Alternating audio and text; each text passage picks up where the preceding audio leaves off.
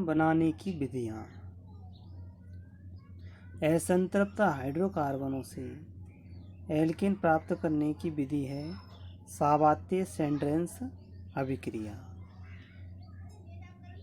साबात्ये-सैंडरेन्स अभिक्रिया में धातु उत्प्रेरक जैसे निकल, प्लेटिनम या पैलेडियम आदि की उपस्थिति में एल्कीन अथवा एल्काइन के साथ हाइड्रोजनीकरण से एल्केन प्राप्त होते हैं।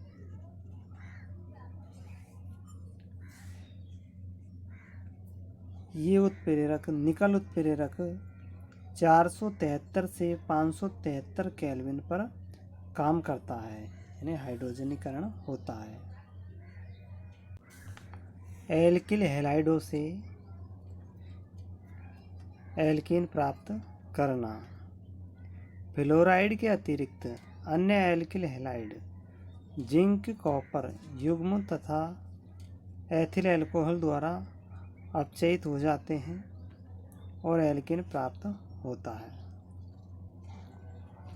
बोर्टज अभिक्रिया द्वारा एल्केन प्राप्त करना।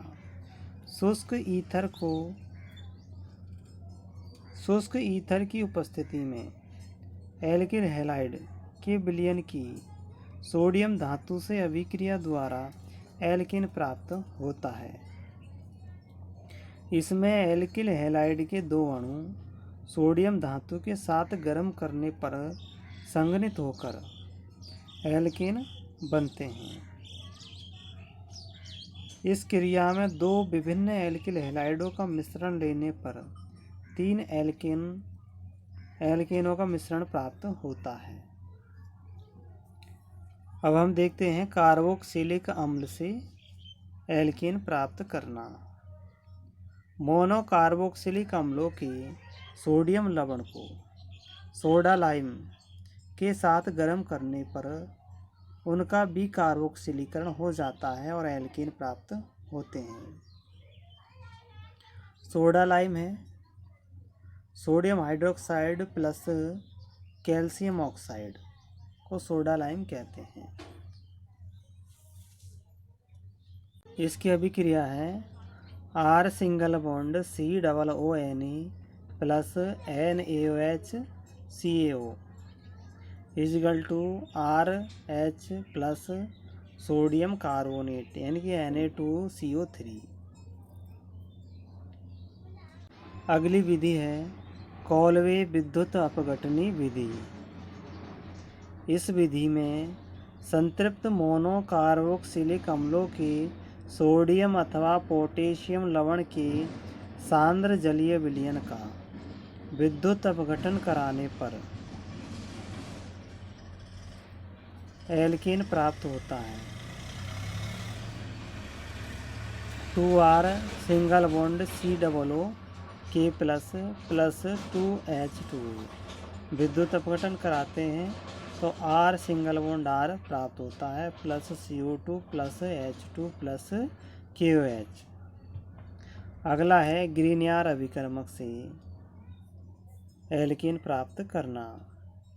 तो सक्रिय हाइड्रोजन परमाणु, जिन यौगिकों में सक्रिय हाइड्रोजन परमाणु उपस्थित होता है वे ग्रीनियर अभिकर्मक से क्रिया कर एल्केन बनाते हैं। जैसे कि नाइट्रोजन, ऑक्सीजन और सल्फर से जब हाइड्रोजन परमाणु सीधा जुड़ा रहता है तो इनसे जुड़े हुए हाइड्रोजन परमाणु को ही हम सक्रिय हाइड्रोजन परमाणु कहते हैं। ग्रीनियर अभिकर्मक का सूत्र होता है RMgX। इस प्रकार तो इस तरह से हम ग्रीनियर अभिकर्मक की जब अभिक्रिया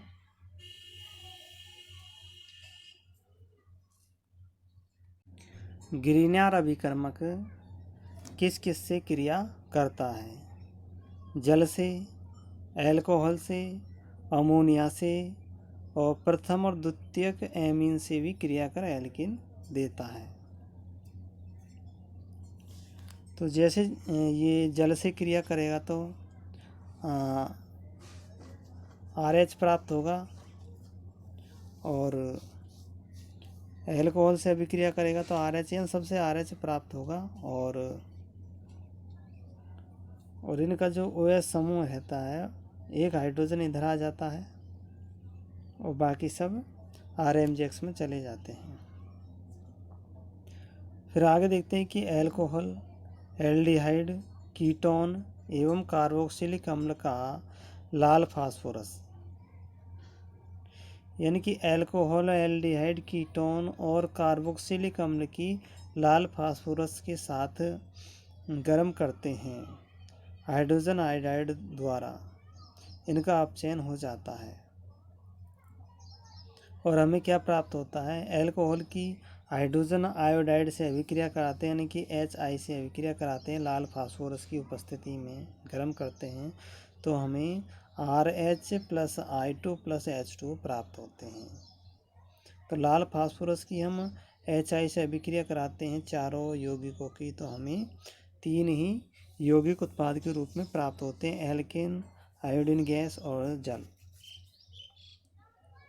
अब हम लास्ट विधि देखते हैं, बेरिलियम कार्बाइड या एल्युमिनियम कार्बाइड के जल अपघटन से मीथेन प्राप्त होती है। Al4C3 + 12H2O = 4AlOH का होल थ्राइज + 3CH4। तो बेरिलियम कार्बाइड या एल्युमिनियम कार्बाइड की जल से अभिक्रिया कराते हैं तो हमें मीथेन प्राप्त होता है। बेरिलियम कार्बाइड का सूत्र होता है B2C और जल से अभिक्रिया कराते हैं तो मीथेन प्राप्त होता है। तो ये थी हमारी एल्केन प्राप्त करने की विधि, यानी कि एल्केन बनाने की विधियाँ।